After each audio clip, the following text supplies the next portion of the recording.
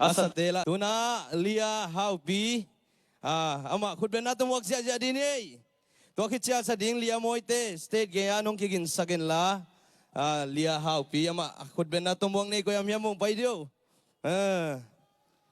lia himo nung aklai hi tangwang te khutben na ngai don piamo woo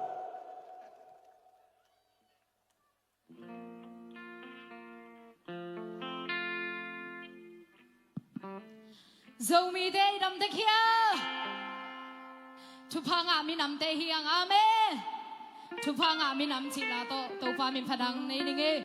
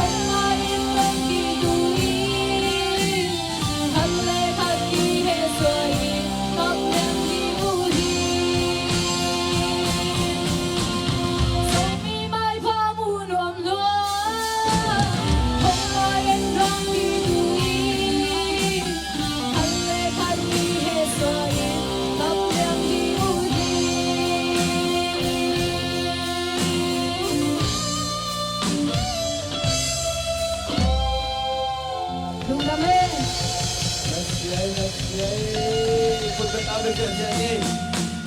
Tunang mo, kuwag.